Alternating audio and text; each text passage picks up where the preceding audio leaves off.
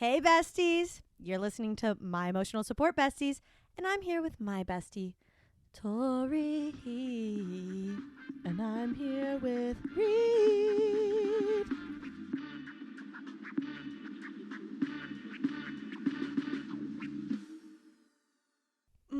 The soul. That reminded me of those commercials that were like Celine Dion's greatest hits. It's our greatest hits. I like those. They're like, I'd get so into them. Also, I can't do the last time I enjoyed a commercial. So not the in the arms of the angel. I saw something recently of somebody doing karaoke to in the arms of the angel, and then somebody was everyone weeping? Well, and then someone else was reading off what Sarah McLachlan would say. Get out! I'm Sarah McLachlan. We should tee that up next time we do karaoke. We should go to a karaoke bar, so not a private karaoke. Yeah, act like it's gonna be so good, and then do that. I'm in. I'm there. I'm ready. Anyways, friends, how's it going? We're just getting right into it, and that's because jumping in with 2 feet. We haven't seen each other in a few days because I was gone. Tori was being my surrogate mother to my children. Correct. Thank God. And now we're back together. You were in Sin City. I was sinning in Sin City. Actually, I wasn't. Did you gamble at all?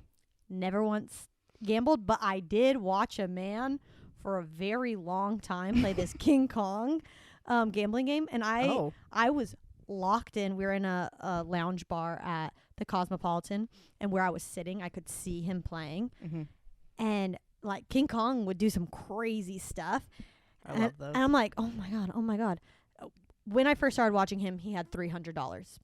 Hours later, he was still there. He had $1,700. Holy mother. And I told John, I was like, in another universe or with a slippery slope, I could absolutely see myself being a gambling addict. 100%.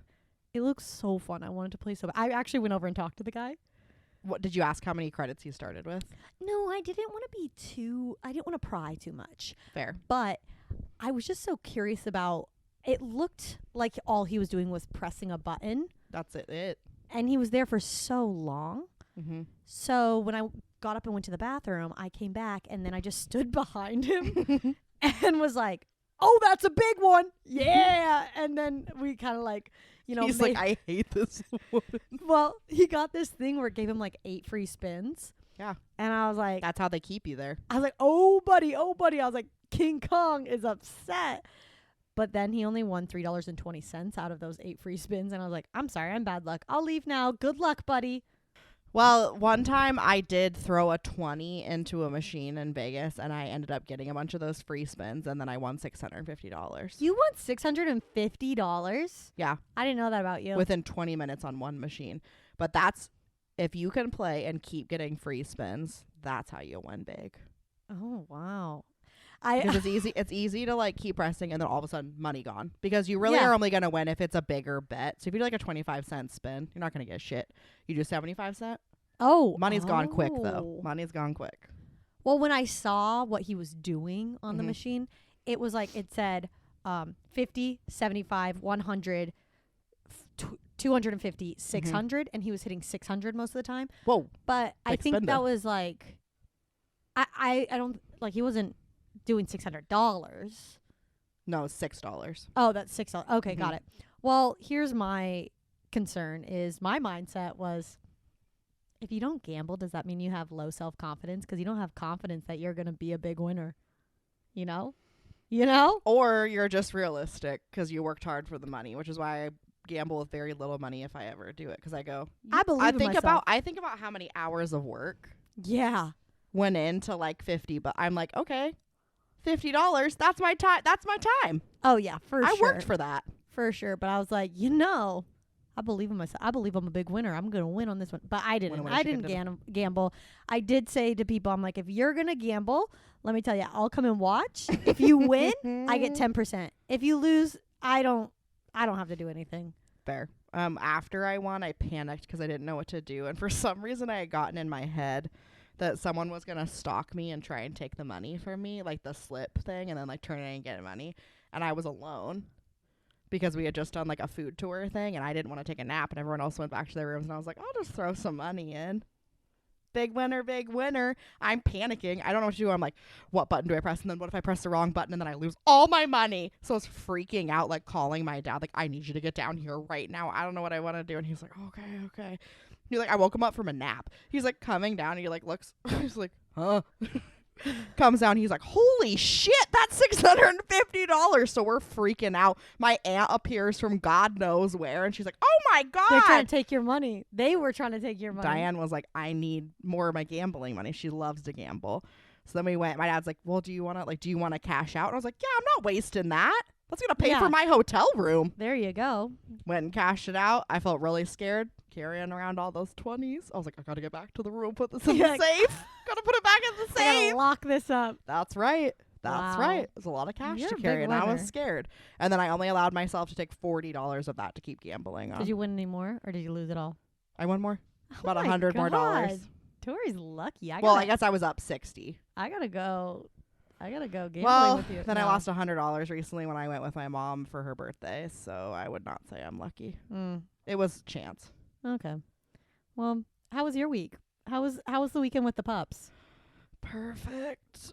It was so good. Oh my God, they're so snuggly, especially when they're down here, and it really cracks me up because they'll take a side and they just have to be touching me. For those of you listening that don't know, Tori babysits my doggies because she's their auntie.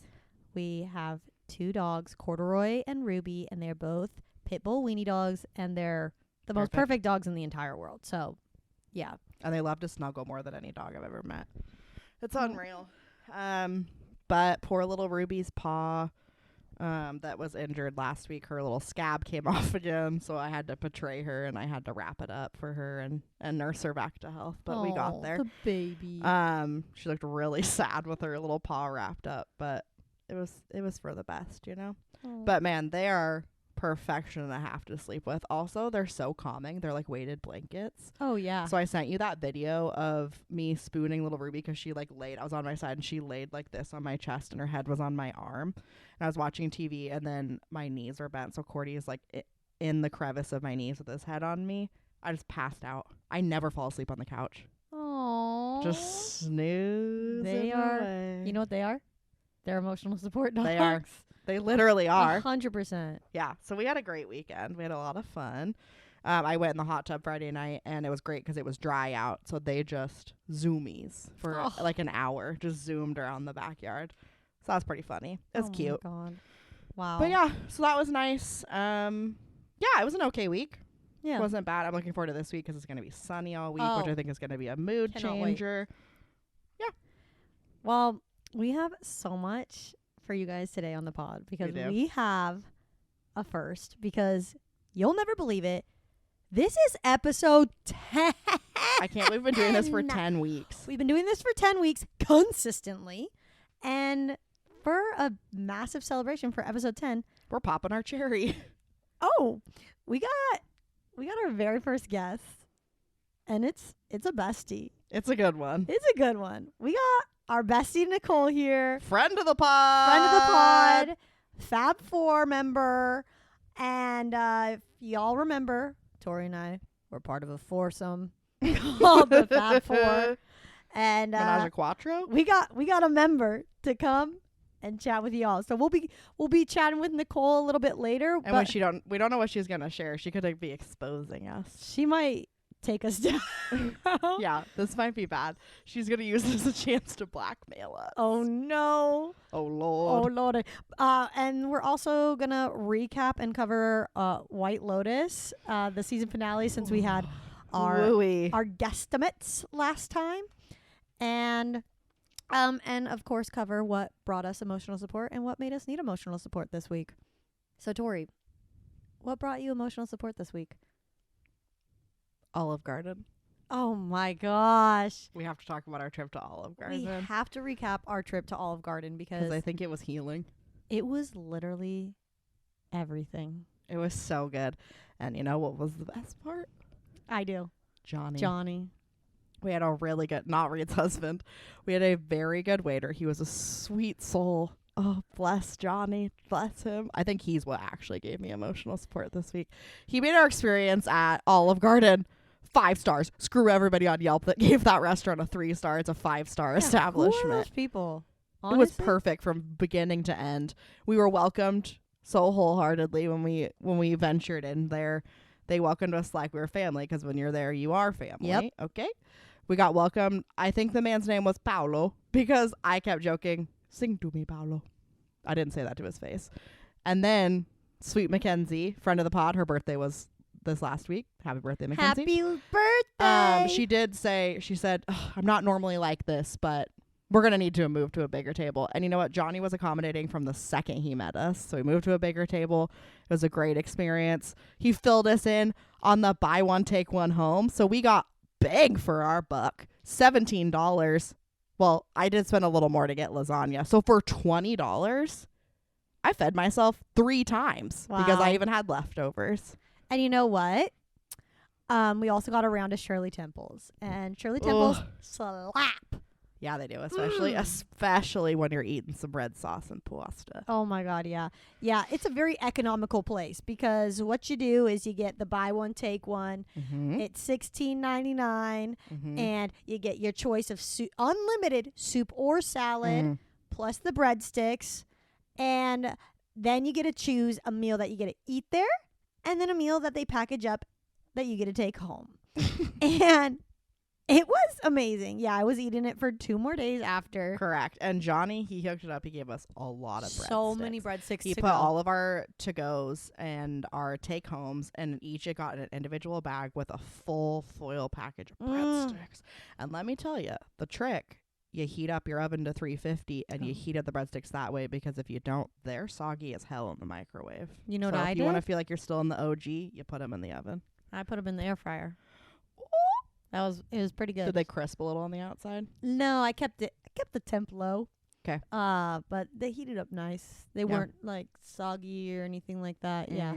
It was really nice. The establishment is just impeccable. It's beautiful. Felt like I was in the heart of Tuscany. 100. We've been to Tuscany together, and we can absolutely say Olive Garden is exactly like Tuscany.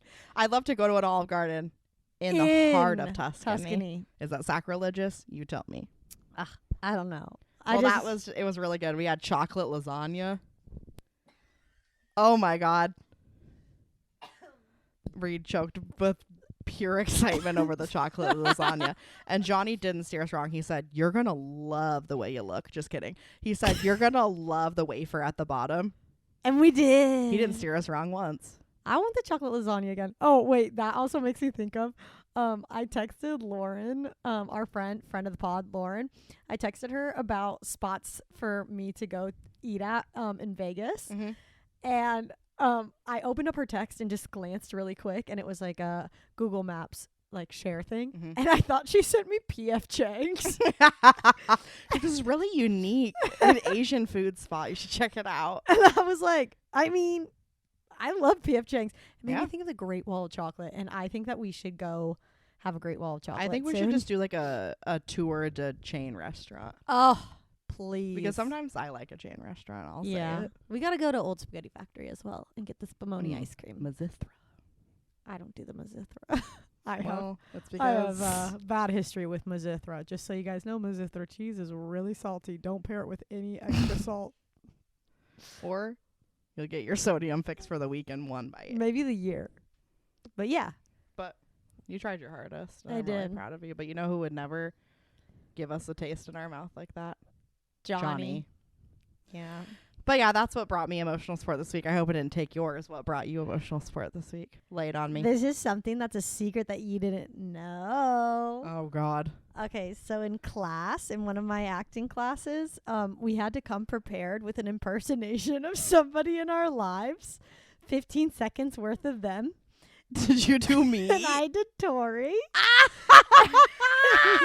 Will you do it for us live on the pod? Yeah. Is it offensive? No. Is it me choking? No. But I should have. You're like, I'm going to need someone to be behind me pretend to give me the Heimlich. You're like, your line is, does anyone know the fucking Heimlich? Also, my aunt quoted that back to me. She thought it was the best part. Stop! Oh my god! Hey, that's on our podcast bucket list of people quoting stuff back to us. Hey, got it. Any hoodle. I was like, oh yeah, I'm definitely doing Tori. And originally, like, the rules were you had to come prepared with 15 seconds after observing somebody in your life that you're close to. Were you observing me without me knowing? Yes, I was observing you without your consent. Through the window. Just filming me. But then, so I thought it was just like, he explained it as, we're just going to do this in front of everybody. We're going to go real quick.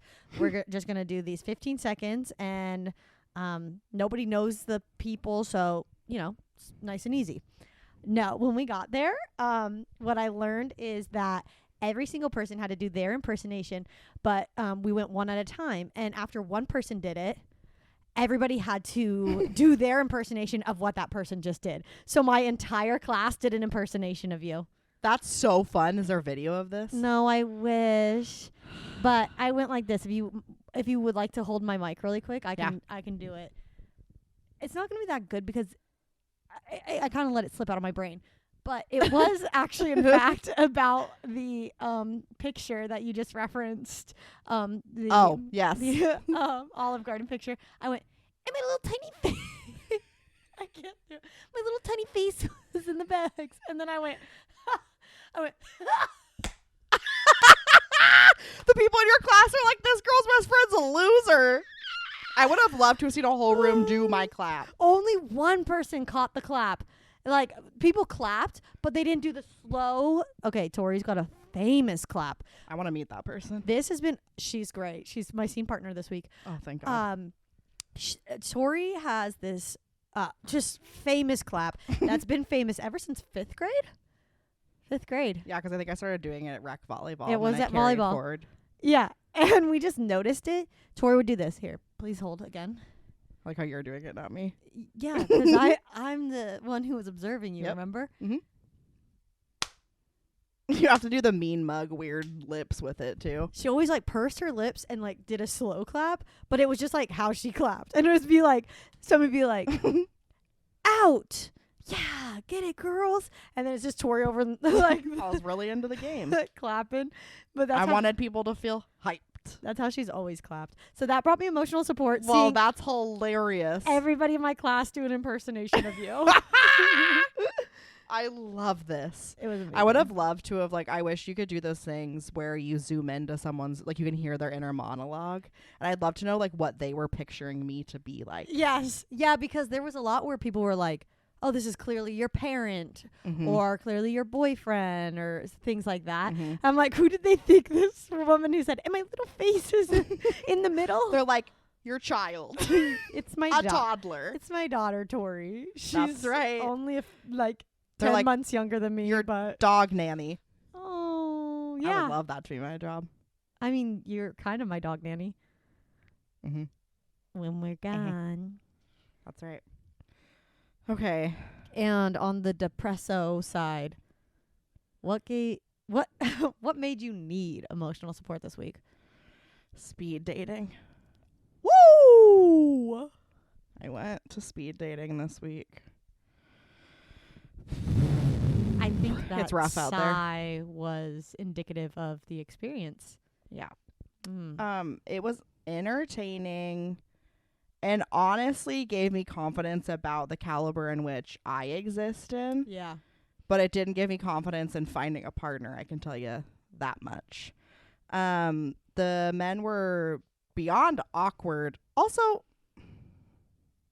women, I'm going to go on a rant for a second. Please do. Women already walk through this world having to carry the deep burden of the emotional labor for not themselves, but pretty much every man that exists on the planet.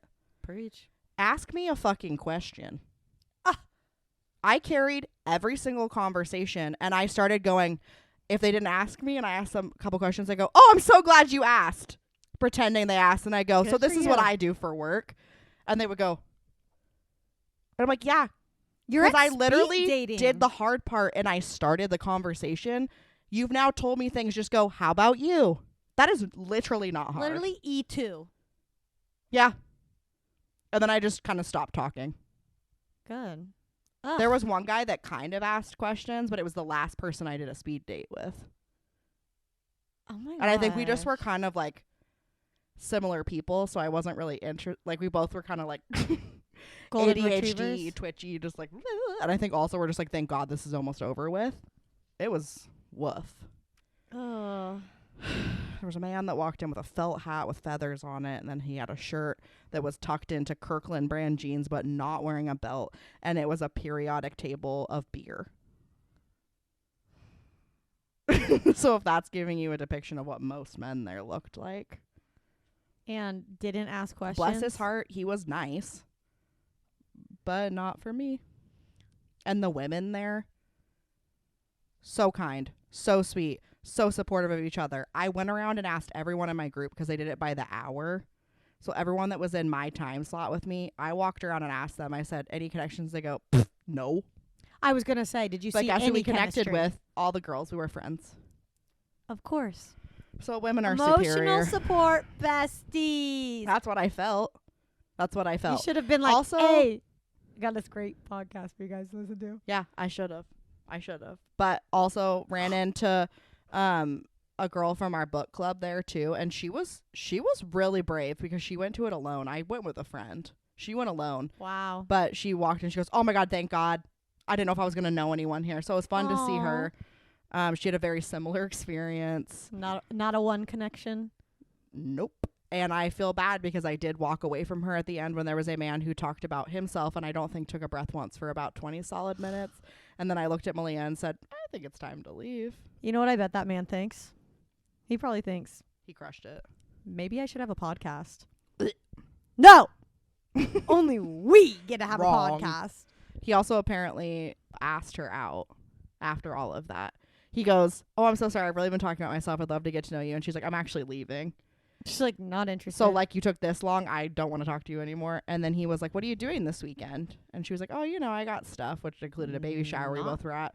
And then he goes, well, we could maybe hang out. And she goes, no, thank you. Good for her. And then left. And I'm scared we're probably going to have to see him again this weekend because it's a 2-week thing and I don't want to see him. Wait, you have to go back? I'm going to go back because it's frankly entertaining. But I can tell you, yeah, you can come and sit and watch. Can I sit on the peripheral and just watch? Yeah. Okay, I want to. I'll tell you where it's at. It's an open place. Oh, I really want to come. Malia's friend's in town, so she's going to do that. Oh, I'll sit with She's friend. Also married. She's just going to come and observe. Yes. Well, I gasped earlier because a thought bubble came into my brain and went, pew, pew, pew, fireworks, amazing. I think we should host an emotional besties speed dating. And we have to... like friend dating? No, we have to vet the men. Just for me?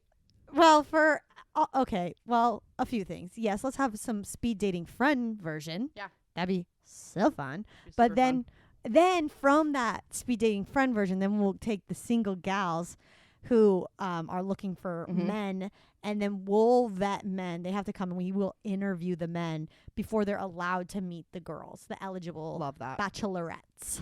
I love that idea. I think I could use the help because yoinks.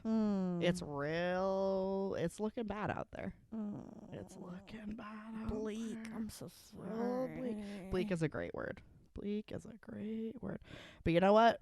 I'm young. I'm only 30. And frankly, I'm more concerned about having children than a partner, and I'll just do that on my own. Yes, I'll be the mother with you. Okay, great. Oh, I love that. What upset you this week and made you need emotional support? Well, I really hope this isn't offensive. But I think content creation has gotten a little bit out of control. Uh-oh. Because what made me upset was I was scrolling and I came across this woman that literally was like, this is what it looks like when me and my ex-husband get together. And it was like... Was it porn? No. It was like her with a tripod filming like their exchange with their child and their co-parenting. And excuse me? It was like back to like it had like music with it. And it's like literally her and her ex. And there were multiple videos like this where it was like them sitting down over coffee, and you can tell like he's like pulling back and distant and like. Oh, I hate this. But it's like. Have self-awareness. I'm like, we don't need to have content about everything. You can tell us your experience. Please put the iPhone tripod down.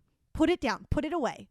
You don't need a video of these intimate personal situations. Yeah, why are you exploiting your divorce for content? I don't know. It was weird. The comments were a mixed bag. Some people were like, oh, girl, I feel for you. And see, here's the thing. Is I do feel for her. I feel for her in terms of, you know what? Can only imagine how difficult that is. That's tough. Also, this makes me incredibly uncomfortable that you are on a sidewalk and you had to go set up a iPhone tripod before your ex-husband arrived. And do you think that he consented to it? Do you think it was like, oh, do it again. Take two. Like, it's just, the content creation's out of control. Oh, and it makes me really uncomfortable, and it just I want to see people's pets doing weird shit. That's what I want to see online. I'd rather see her like do a get ready with me to go see my ex-husband, but then not see her interact with the ex-husband. Yeah, like I don't need the B-roll footage. I have an imagination and I'll use it. This is something makes me think that that behavior is part of the reason maybe the relationship didn't work out. You said it, I didn't. Sorry to this lady, but good luck out there. We won't tag her. It's fine.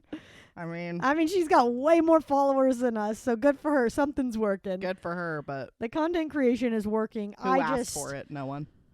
It made me cringe so much because I'm like, I'm also sad for that kid because that's a weird thing to then get old enough to like have a phone and have TikTok and then be like, oh, here's my parents. Okay, but like, here, picture this. Could you imagine if you got in like a fight with somebody close to you in your life and you went, please hold. I need to set up my iPhone tripod to make sure that I get B-roll of this argument. Like, I dare you do that next time you and John are bickering about something. Oh, Lord. He'd be like, oh, okay, nope. That'd be just like and then post it on the internet? That's so weird. And they probably think this is a great version of vulnerability. No, it's making everyone uncomfortable. Yeah.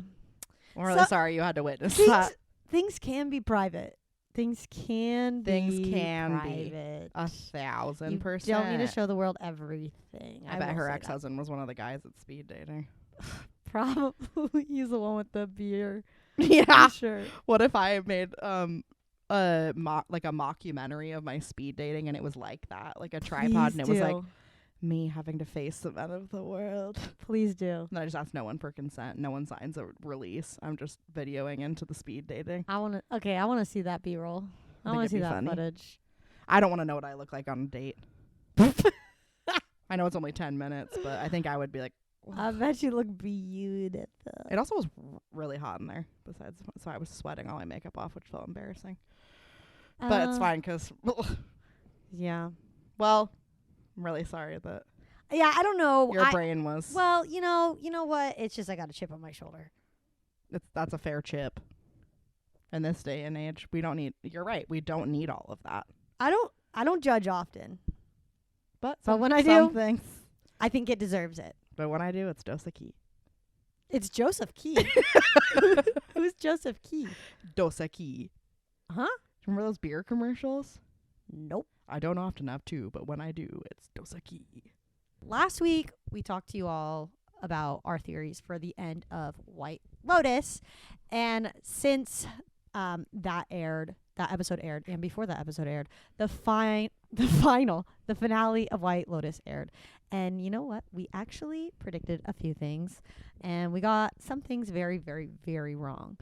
So we want to talk to y'all about how we felt about the finale. Also, your theory about the monkeys was a widespread theory people had, and I didn't realize it. And I think that's really funny. Well, they just kept zooming in on them. Yeah. They was like, there were so many shots where it's just like the monkeys. I listened to another podcast, and he was like, I thought it was reasonable to cover the monkeys. I was wrong. Here's the thing, what we got right. We guessed that the guy was the other guy's dad. Yep. Called it many Walton moons Goggins. ago. What was his character's name? Rick. Yeah, Rick. Rick. And I can't remember the guy's name that he... Mr. something. yeah, he ended up killing. But we guessed that was his dad, and we were in fact correct. Yep. It could have literally been, Hallie sent me a video where it was like, this could have been solved by him literally saying it 2 minutes earlier. Yeah, like literally you could have just said, hey bro, I'm your dad. I know you're upset, but I'm your dad. That was upsetting because I feel like, yeah, a lot of shit could have gotten avoided. Obviously it's a show, so that's fine. But here's my perspective. I believe it was good. It was good. Mm-hmm. The only problem I have is, like, it made a little bit too much sense, if you know what I mean. Like, it just was like, yeah. So all the foreshadowing was correct. We were all thinking of wild, outlandish, crazy theories and stuff. But what actually ended up happening was exactly kind of like what we were aimed at believing would happen. I feel like he probably did that on purpose. Yeah, because the last 2 seasons he did the a weird, or like a coincidental type thing, where it was like it was kind of aiming there and then something else weird happened. I feel like he probably was like, hee hee, this is gonna be predictable. But and then he also pulled one over on us with Lachlan, because I'm sure a lot of people, which honestly in my head I knew when Lachlan, I was like, I feel like something else has got to also happen, but a lot of people probably were like, okay, it's him. That he was going to die and he was the only one. Well, especially because I remember when he died, I was like, oh my God, is he going to be the body? Like, he falls in the water and then that's the body that floats past. But then we remember there's 2. Well, and also all the security guards. Mm-hmm. Well, both of the security guards. My, like, question that's left open is, I wish I could have seen Saxon's reaction to, Chelsea dying, because they really hit it off. Like, I've seen a lot of memes about that. I want to know what does he just like not know that happened, or I heard a fun theory that somebody was throwing around, that the rat lifts, that one of them got shot or something happened, so then they were able to sue the White Lotus and then recoup all their funds and take over that White Lotus location, and then that's how they make all their money back. And I was like, I kind of love that. Too bad none of them got shot though. I know, but maybe they could blame the whole thing that happened to Lachlan, like somebody put the coconut milk is off and you gave it to us. In here. Also, just the epitome of men. Like, literally, why didn't you wash out the blender?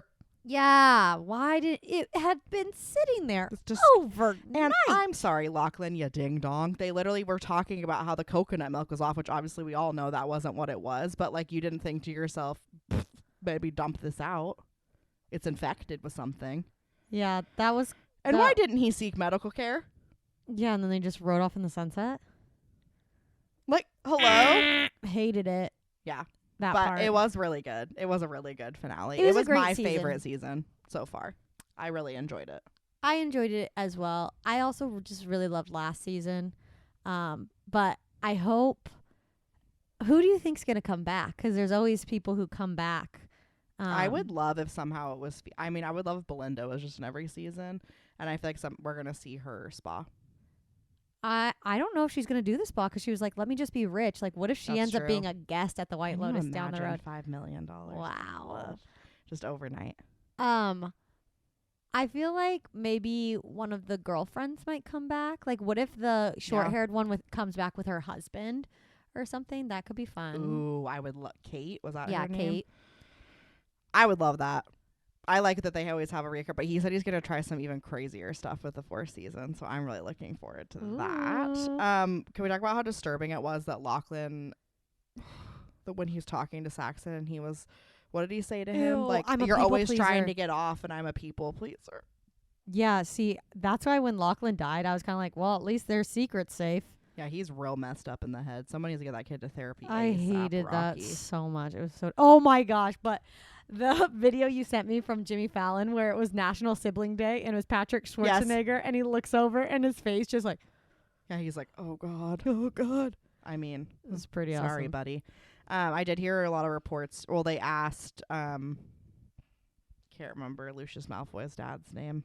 The guy that played Ted, the dad. Oh. They asked him who's the least like their character, and he said Patrick Schwarzenegger. So I think our theory that maybe he was Lyca's character has been disproven. Well, yeah. I think we were starting to grasp he's that. He's definitely a great actor. Thank God. And then he was at Coachella supporting Lisa. That was really cute. Oh my God. I love how she was like, didn't think you'd see Mook on the stage. She's so cute. She's really cute. Oh my gosh. Well, y'all, it's time Let's do it. for our very first podcast guest. Please give a warm welcome for Nikki Nicole. We have our first guest. If you're watching the live stream, or if you're watching the video, you get a little cute glimpse. You're watching this live on OnlyFans of how we have to sit because so far the podcast, you know, it takes an investment. We only have 2 microphones, so deal with it. But hey, Nicole. Hello. What's funny about the seating situation is how we normally are, where Reed and Tori are attached at the hip, and then I always choose the chair or the side of the couch that's like 20 feet away from them. There is a chair over there that she was sitting in watching this whole time, but we can't fit it in the screen. We can't fit it in the screen, and also, yeah, you're not a physical touch person, and that's totally fine. Yeah. I'm not typically, but I do have to be this close to Tori in order to exist. Only with Tori. In order to survive, unfortunately, I have to be conjoined with Tori. We're conjoined twins, but the genie that comes out of the bottle only granted our wish to be detached when we're recording. Or you were conjoined, now separated. So sometimes you just feel like you gotta be. It's a close. gravitational pull. It's like that phantom limb syndrome. Correct. Phantom twins. I guess. Well, we are so very excited to have you on our podcast. Nicole and I actually go farther back than me and Tori. We go but we all go way back. Way back, but I met you first. Yeah. You kind of hated me at first. I hated you the very first time I met you, and then we became best friends. Yes. And I was thinking about this because sometimes I feel like our friendship is proof that sometimes your parents actually do know what's best for you, because our parents kind of like forced us to be friends at first because, like I said, you were just like a little iffy on me as the new kid. I had just moved to the school district. I was the new kid, and you were kind of like, no new friends. But what's with Reed collecting the new kids? True. We're the welcome committee, remember? Well, the thing is that first time I ever met Nicole was in 2nd grade soccer. And when I got to soccer practice, there's this new girl. But my friend Alicia was supposed to play pass with me. We were going to warm up together. And when I got there, Alicia was playing pass with somebody I'd never met before. Nicole over here. And I was like, who's this girl? But then our moms became friends and then encouraged us to become friends. And then it's all history from there. I remember you coming over and us playing in the cubby and making... What are those called? The like beaded things. Yeah. Where then you iron it. And they melt it. Yes. Those. Yeah, we did that. In the cubby. And then I remember you also got me a Bratz doll when I had surgery. Yeah. That meant a lot to Frankly, me. it was my mom's idea. But like I said, your parents know Angela. best. Said sorry for the adenoids. Correct. And I was thinking about that because, like, Tori, with you, I feel like our friendship, the very beginnings of our friendship is a little bit fuzzier. Yes. But it was, again, because I feel like we were school friends. Yes. Yeah. Because we all were in the same 4th grade class and then the same 5th grade class. And so I think we spent a lot of time in there. And then I think it was Reed's birthday party, 5th grade, that we became really close. I think so. And then it was like, okay, we're hanging. We're hanging outside of school. Yeah. What was my birthday, 5th grade? You had a sleepover. It was a sleepover. And I had a bully at the time. She was not a nice person. I was trying to run away from her. And then, well, I guess she wasn't really a bully, but she was scary. And I didn't want to be her friend anymore, but I didn't know how to get away from her. Thank God she moved so that I didn't have to confront her. But Reed brought my pillow to school because I left it. And then I was like, we have to hide it. We have to hide it. She'll know. Woof. I remember being so scared about that. Yeah. Wow. Throwback. Well, the reason we invited Nicole to be our first guest is just because, again, we have the Fab Four. This is 3/4 of the Fab Four. Unfortunately, the 4th piece of the Fab Four lives out of state, but we love you, Kayla. This is our first ever interview, and we've got some fun questions. I'm on the hot seat. We're welcoming you into the emotional support land. So we want to just kick things off with what brought you emotional support this week?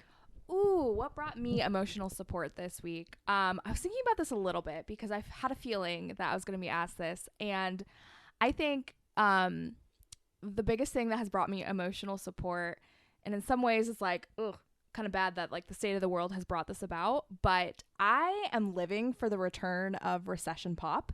Yes. We've talked about this before, but like Gaga Coachella clips, plus Lorde teasing new music. I just feel like, gosh, I really need recession pop in my life again. Kesha even came back with a hit. Kesha with T-Pain. With T-Pain. With T-freaking Pain. Gaga really seemed like she was healed at a next level when she was performing at Coachella. Have you seen some of these clips? And she was like, she even sang Shallow. That performance was gorgeous. I haven't seen Shallow yet. I saw Abracadabra. Abracadabra. Yeah, the Bloody Mary into Abracadabra into Judas. Oh. Wow. Like, this is really like, what was her first album? Fame. Not art pop, but anyway, it really has given me those vibes. I agree. So I think that like I just really needed some good music this week. And Charlie XCX said it's going to be a Lorde summer. I know. I'm here for it. Ooh, okay. So, yeah. I agree. I think that, when times are hard, you know what pulls through? Art. Mm-hmm. And everybody... Last week, we support the arts because the arts support us. And people, they create. And they bring joy. And you know what? Recession, pop. Woo! Because it's like the kind of music where... you don't need to think about it too hard.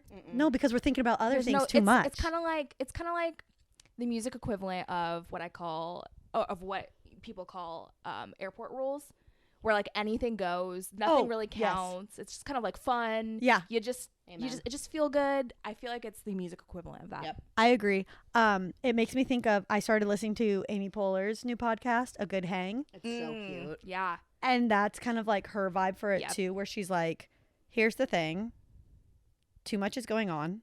I just want to have a good time and share a good time with other people. And like, it's kind of the vibe of this pod. And you know what? It's actually that's right. The vibe that we're trying to put out there in the world. I'm here for it. And I have a question. If you had to pick someone to release a surprising recession pop single that hasn't already put one out or that's been talking about or back on the circuit, who would it be? And they could be alive or dead. Oh gosh, I feel like this is a little bit of a cop out, but it would have been Lorde because I am a true Lorde stan. What's her fans called? Lordies?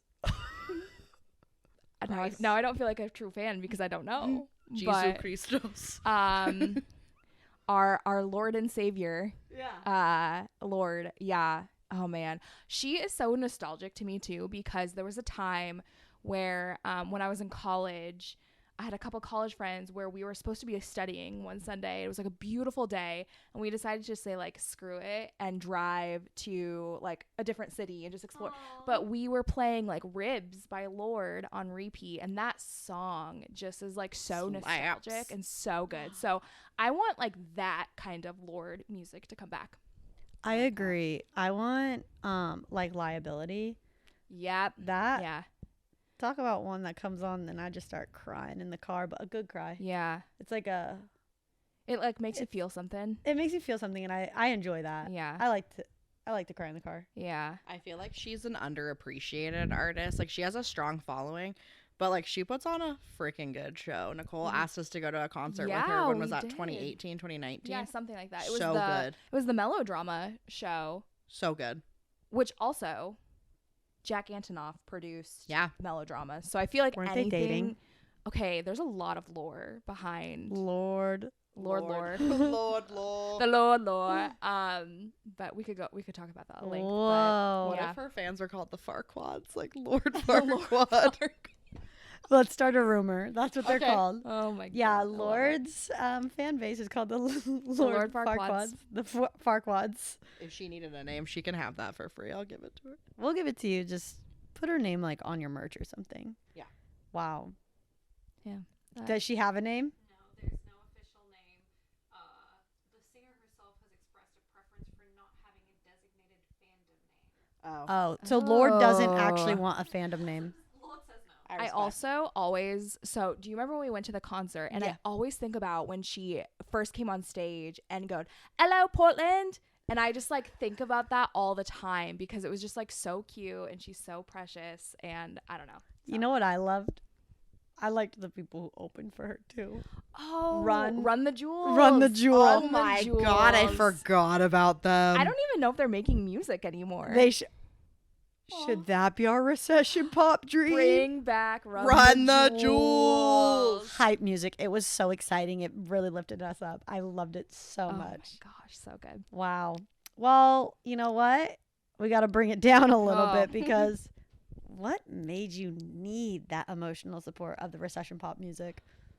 I feel like this is going to be unsurprising to both of you, but I had to step foot onto an airplane this week, and kind of figured that was going to be it. Being around an airplane / airport is literally my nightmare fuel for me. I have like the biggest fear of flying, as you both know. And so just like, I don't know, just like being in the airport around the people. And then I had like flight delays, which makes it worse because then you're like, but I had this really funny moment where when I was flying to DC, I flew to DC this week. And when I was flying there, it was red eye. So I was like, I'm gonna treat myself. I'm gonna upgrade myself. And I upgraded myself to first class because I was like, hey, I need to get some sort of sleep on this plane. And I knew that the seat next to me was booked, but wasn't there for a long time. And I was like, is this person just not showing up for the flight? All of a sudden, this like very grumpy, very old man hobbles onto the plane and sits next to me. And he turns to me, he goes, I almost missed that flight. And I was like, oh, I'm so sorry. And he was like, I fell asleep at the gate because it was it was a red eye. Grandpa.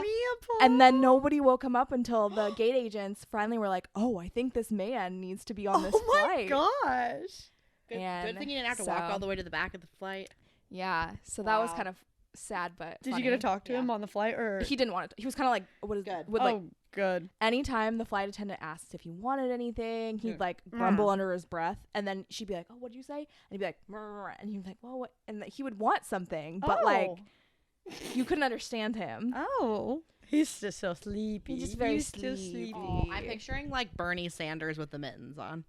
Not quite that, but definitely a sweater. Definitely a sweater.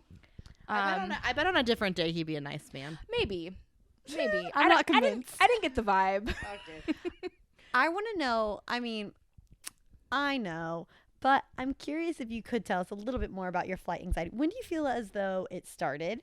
And okay, this is a very good question because it's actually something that I've researched quite a bit. And the interesting thing is that a lot of the time, a fear of flying or aerophobia develops in women in their mid-20s. I thought you were going to say in utero. No. I was like, whoa. Yeah. in utero, I was so scared of flying. And I think part of it is because a lot of women are having children around that time. And so it has something to do with something to live for. Yeah. I don't, but Maeve, little Maeve. My sweet angel. I do think about my dog a lot when I'm like, okay, I'm going to make it because if I don't, then my dog is going to be real upset. Yeah. You want to know a weird thing that I use to convince myself it's going to be fine if there are children on the flight? I also the universe wouldn't sacrifice these kids. I don't know about that because except for it's a trick that I use and it's fine. Yeah, I do think about that sometimes when you're sitting in the gate and I look around and I'm like, this is such an interesting mix of like souls. Yeah, I'm like, it's not their time yet. Yeah, like this is a family going to drop their kid off at college. They can't be taken down. Have you guys heard of Leanne Moriarty's most recent book? I can't remember the name of it, but the premise of it is this woman on a flight and she walks by each person and points at them and like says, Stroke, 74. Drowning, 17. I don't want to know that. Yeah. I don't want to know. I'll live in peril. I haven't finished it, so I mean, a fascinating concept, but I don't want to know what I'm going to do. Did she say it to them? Yeah, to them. To every person on the plane. They didn't consent. No, they didn't. And when they ask her to please stop, she doesn't. But, yeah, I don't know what ends up happening. Do you think, a theory, I don't know, I'm not invested in this book, but a theory, like, what if she, like, walks in and then it's, like, the same thing for every person? It's, like, today, like, X years old. Like, crash. It was, like, yeah. But none of them were plane crash. Oh, but there was, like, a baby. But maybe the end of the book. There was a woman with a baby, and she's, like, 5 years old or something like that, like, drowned. Yeah, it was, like, yeah. It's dark. It's a dark. I mean, her books, there's always something really dark about it. Yeah. But then it's, like, there's also, like, a humor and, like, I don't know, something playful, too, with it. So interesting. I'll finish it so I can, yeah. Report back. Have you tried hypnotism? Okay, it's interesting you say this because I recently started seeing a therapist, shout out therapy. And part of what we're working on, a couple things. One is, I have health anxiety, but also my fear of flying. And she actually she does hypnotism recordings. She provided me with one, and she's like a sweet, a little bit more senior woman. And so her voice is so calming to me. So I will put on her hypnotism recording, take a couple melatonin gummies, and that actually has like really helped significantly. Wow. You're like, she believes in me that I can make it through the flight. Yeah. She's your reason to live. Yeah. Yeah. Wow. I downloaded on Spotify like this whole playlist of different hypnosis. Is it just y'all ready for this? It's just y'all ready for this? Da, na, na, na, na. You're not scared of flying. Nah, nah. Don't fear the flight. Nah, nah. But it's just people being like, like, you feel a great sense of calm when you think about planes. Your mind is a blackboard. The problematic thing with my fear of flying is that it's manifest, and now it's like progressed to the point where I feel like I get to like treat myself to nice things 100%. Every time I fly, like first class upgrade. Yes. Or I came back a couple days ago and I was like, man, I was having a really hard time like putting my handle down on my carry-on suitcase. Guess I need a new suitcase. And when I tell you I invested in a nice Did you get suitcase. an away bag? Did not. I got a Briggs & Riley I bag. don't know what that is. It's the bag of choice for many pilots and flight attendants. She's a pilot now. This bag is like a mortgage on a house. But I was like, if I'm going to be traveling, I need something nice. Treat myself. Yeah, girl. And if you're scared, especially, and you're facing your fears every time you travel, treat yourself. Yeah, that's a little problematic, though, for my wallet. I also have my flight tracker apps. Oh, hey, have you ever been on this website called Turby or something like Turbly? that? Turbly. Okay. Turdy. Let me talk to you about Turbly. So, in my journey of managing my flight anxiety, I am now a very active member of the Fear of Flying Reddit community. Oh, okay. As one does. And there's actual pilots on there, and they tell you that app is BS. Like, do not listen to it. Oh. It's not accurate because they say that you can predict your turbulence on your flight up to a day in advance or whatever. That's just not. So it's basically as flawed as my theory that if there's a baby on the flight, we won't die. Yes, it's the same level. Oh man. But yeah. What do they say then to help? What are the pilots saying? Are they just saying like, we fly all the time, it's fine? Yeah, they're like, send it. Oh, full send. I saw a video last night. I'll try and find it so I can post it on our story. But it was a flight attendant using a baby voice for their thing. Someone filmed it, and it was like, "Welcome to our flight. We're flying on American." I think I would lose my shit. They were like, "I think I'm about ready to jump out the emergency exit and just take my chances." I want the most boring, calm, sensible human ever as my pilot. Yeah. I want somebody. No, it wasn't the pilot. It was the flight attendant. I'm so sorry. All cabin crew. I thought you were saying that the pilot was like, we'll be able to make a no, set now. Hate that even more. I'm not going to lie. I like a comedian and a flight attendant. I like a fun flight attendant, but not a pilot. I need the pilot to be serious. One time I got on a flight, and this was like at the peak of my anxiety. one time I got on a flight. It was from Boston all the way back to Portland. And so it's like a 7-hour flight. And the pilot gets on to make his announcement. And he goes, well, I wish I could tell you this is going to be a smooth flight, but I can't. Nope. And just disconnected the intercom. Goes, it's going to be pretty bumpy all the way back to Portland. Oh. So listen to your flight attendants and keep your seatbelt buckled whenever the sign's on. Me with my anxiety, I'm like, oh my God. Yeah, it was the worst. Like, just say, like, we may experience some turbulence because of weather. We'll just go ahead and keep you updated. There's some weather. It's spring. It was like fall. It was fall actually. And he's like, so it was like, okay, changes in weather patterns. It might be a little bit bumpy. They need to learn bedside manner. Correct.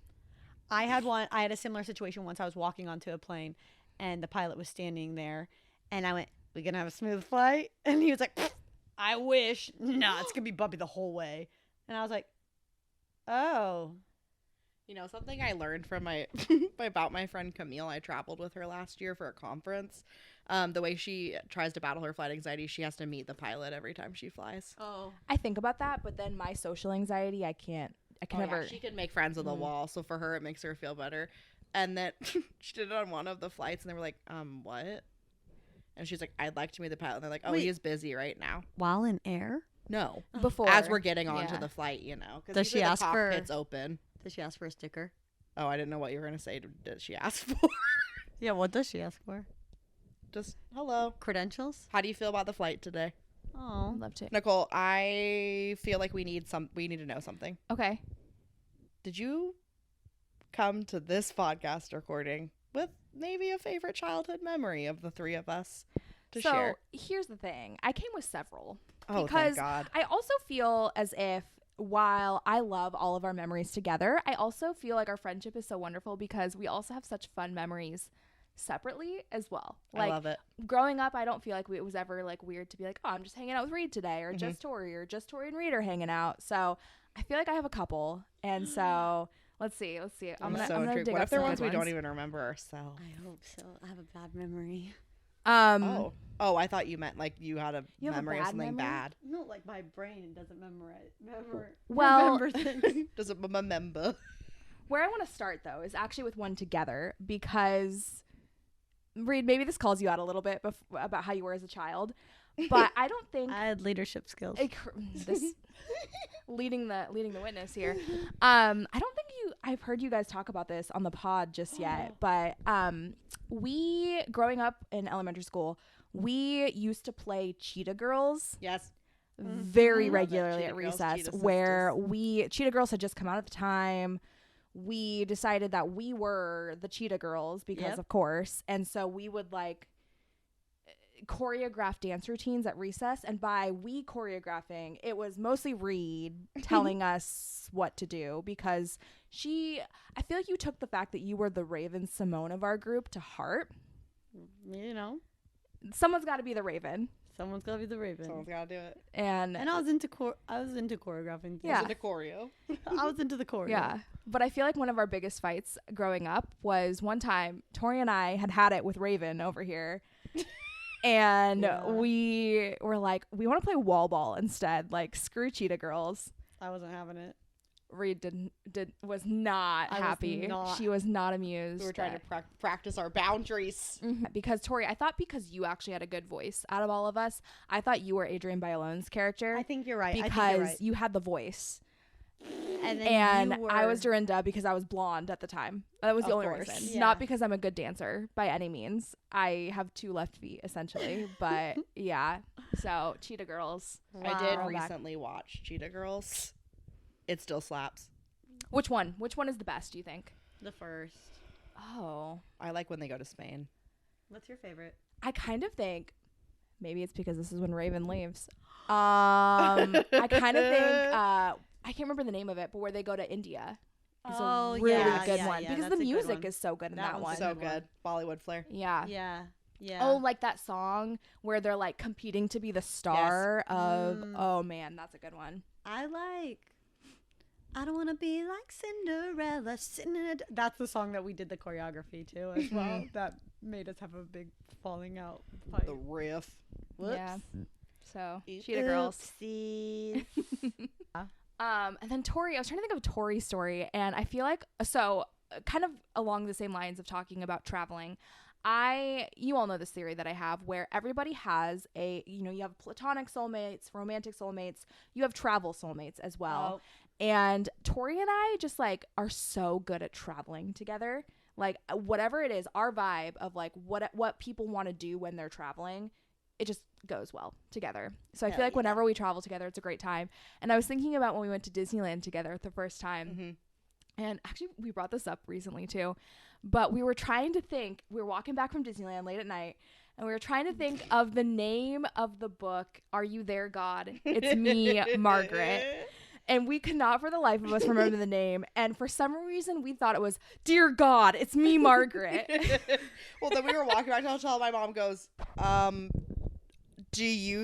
you trying to say, are you there, God? It's me, Margaret. Yeah. Dear God. We were like, oh, that's it, Sandra. Thank you so much. And then the rest of the trip, we would be like, Dear God, it's me, Margaret. Or, oh, God, it's me, Margaret. It had everybody rolling. You know, that reminds me of, sweet Jesus, I'm out of basil. Yeah, for some reason, I thought that's what my great-grandma said. Sweet Jesus, we're out of basil. She probably said sweet Jesus once, and then I made up a whole story. And then we just kept saying it. We're like, sweet Jesus, I'm out of basil. And then, good night. Yeah. But yeah, that Disneyland trip was iconic, and my grandpa still talks about it. Oh. He's like, Nicole, she went on the Disneyland trip with us. Oh, so good. I want to tag along to every Roberts family vacation. Okay. Me too. Yeah, like I just feel like you guys do it right. That's because Mom loves to trip plan. Should we join one of their?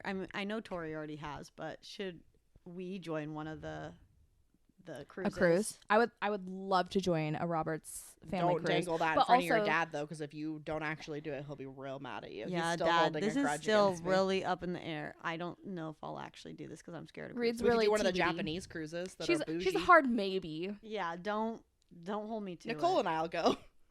I want to do a Canada, New England cruise. Have you seen those? I would love that. We could be Anne of Green Gables. Correct.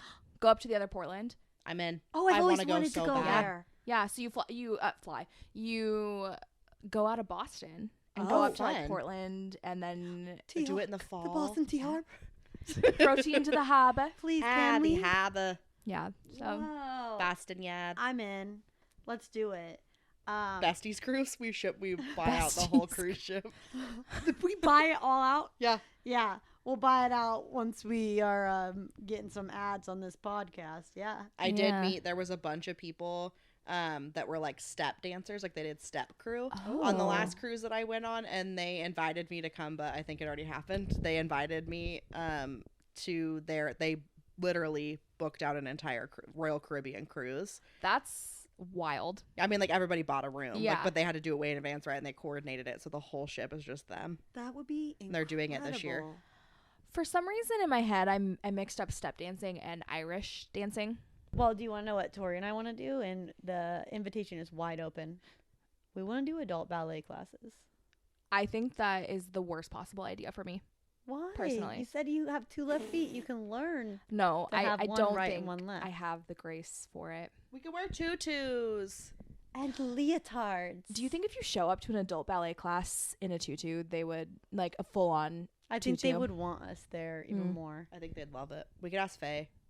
Yeah, our old neighbor, she used to do adult ballet classes, and she really loved it. But because we went to the ballet. Yeah. Because we go to the ballet now. You're a ballet gal. That's right. Big ballet guys over here. We could suss it out. We go to the first one, and then if we like the teacher, we could be like, hey, so if I showed up in a leotard and a tutu next week, would you kick me out and sense the vibe? Yeah. Yeah. Gotta go with the vibes. Yeah. Yeah, we'll feel it out. But I would love that. I would love to wear a tutu and tights and a leotard. And do the sugar and plum these glasses. Sugar plum fairy. Oh my god, we could host our own production of the Nutcracker. I call being one of the rats. I call Rat King. You are the Rat King. You get to be the Rat King. I am Rat Nutcracker. King. Sure. Thanks. Yeah. Who am I? The sugar plum fairy. Oh yes, I gave you the sugar plum fairy. This has been so much fun. I'm so glad you came on. Yeah. Do you have any well wishes for us on our 10th episode? On your 10th episode? your child is now in double digits, which is very exciting. Wow. Double We raised digits. it. We raised They're it in the the double dig. They're in the other hallway at the elementary school. Do you know, like, you know how like every anniversary has like a thing, like a diamond or like a paper or something? What's the 10 anniversary? I feel like it's diamonds or something. Because I feel I as feel like if it's 10. I should give you 10, both but I a could be gift making of that whatever it is. 10 here. Goofed. The 10 here, goofed. Why does it not tell me what's it? Okay. Tin or aluminum? I was right. Aluminum. Okay, so You know why I know that, new I'm girl? gonna throw some cans at you both. Yeah. Full you of could tomatoes. say, you could say, take a head start. You get to run 5 seconds ahead. Instead of tomatoes, I'm gonna throw cans of tomatoes. Boo, boo, soda, soda. Instead of boo, boo, tomato, tomato. What is boom boom soda soda? Boom, boom, soda. No. Have you heard the TikTok sound where it's like boo, boo, tomato, tomato? He's like booing someone. Like, you know how they always say, like, you throw tomatoes at someone on stage when they're doing bad? That was a TikTok sound for a while. So I said, it's aluminum cans. Boo, boo, soda, soda. Boo, boo, aluminum can. Oh. Sorry, I got scared. It's all What the ghost. hell? Little ghost. I think we need to wrap Okay, right wait, on up. Wait, really quick. What? I thought you were singing the beans. No. Oh. Okay, wait. Before Nicole leaves, I have to tell a story. Oh, I have to tell this story. Okay, so my favorite memory of Nicole is something that's actually quite similar to this moment in time right here, right now. Microphones, recording. When we were but youngsters. Butt youngsters? I thought that's what you said too. Butt bunchers? I'm sorry. When we were little youngsters. That's better. Okay. So when we were little youngsters, I had a computer in my room with a microphone. And me and Nicole. Rich. Me and Nicole like to pretend that we were recording radio, like a radio station thing. And God, there's so many stories that I could tell about this. But the one that I'm going to share today, this time, because you're going to be back on this podcast unless you give us a cease and desist. No, we can't share any of this. But me and Nicole, first it started with us singing Beans, Beans, the Magical Fruit. And we sang it and then would speed it up where it was like, Beans, Beans, Magical Fruit. And then we slowed it down. And then it was like, brains, the magical. That made us laugh so hard. But the thing that made us laugh the hardest was then we were two radio show hosts and we were Harry and Larry. I was Harry, she was Larry. And we kept being like, it's Harry and Larry here and we're about to play Beans, Beans, the Magical Fruit. And like we'd mess up and we'd start recording it again. That, and you'd be like, I'm Harry. And I'd be like, I'm Larry. Yeah, kind of similar to what we got going on here. I'm like, I'm Harry and I'm Larry. Well, on one of the records, I made a mistake and I went, I'm Harold. And Nicole was out missing a beat goes, and I'm Harold. We laughed. No, way to run with it, Nicole. She yes and on my toes. Yep. On her toes. And it was probably the hardest I had ever laughed in my life up until that point. It was so top 3 moment. Me and Nicole are Harold and Larold. Harold and Larold. So Larold, this has been such a gift to have you on the pod to celebrate 10 episodes, and we can't wait to have you back. You're just saying that. You're like, this girl's never coming back. She's never coming back. She hated every second of this. Unless she sings Beans, Beans, the Magical Fruit. Well, it's been an honor to be your first guest as one side of the Fab Four square. That's right. One day we'll connect them all. Well, thanks for being here, Larold. We wish you well into your week. We wish you the best. Now get out of here. Just kidding. Now get off my couch. Yeah. What a joy that was. What, did I do that? Yeah. Okay, well, I was trying to be nice. It was fun. We already did that. Okay, with the wrestling part. Hey, you ever see that video of that little kid where he's like, I'm tired. I worked hard at school today. I said no. And then, and then the dad is like, well, do you want to wrestle later? And he goes, maybe. It depends how tired I am. And then he just walks away. He's so cute. I feel like that was probably a perfect impersonation of him. He was really just funny. Well, do you want to wrestle later? Maybe. It depends how tired I am. I worked hard at school today. I thought you were going to say the little boy who had the song where it was like, everybody shut up. Everybody shut up. Icon. I love that song. I don't endorse exploiting children on the internet, but sometimes there really is gold. And if the kid is like that, because I could see myself as a kid being like, record this. Oh, we did that. That's why I need you to upload that to TikTok. So we did that, and that's exactly why we're sitting here today. We had such a great time celebrating episode 10. We're so lucky and grateful to have had Nicole on the pod, and we can't wait for y'all to just join us on the next 10 episode. Listen up, y'all. Because this is it. You better give us 5 stars. Oh, a Ruby in the window and a accordion. Oh my God. Are you kidding me? What if they climb through? What if they climb through? This has never happened first on the pod. We have to go play with those dogs. We have to go snuggle them. We got to tell the people what they have to do. Okay. Please share this episode. Please make it so people listen to us and, like us, care about us. We like to be liked. We're people pleasers, not like Saxon Lachlan. Not like that. Lord. But please make sure you know the difference. Oh, Ruby's back. Oh my God.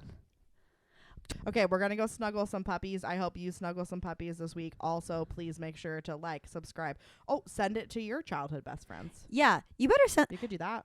Hopefully this episode, made you nostalgic of your childhood and your childhood besties, and you can send this to your childhood besties and say, hey, thanks for being my emotional support bestie. Right. We love you all. We'll talk to you next week. Wishing you some emotional support this week. We're here for you. Love y'all. Love you.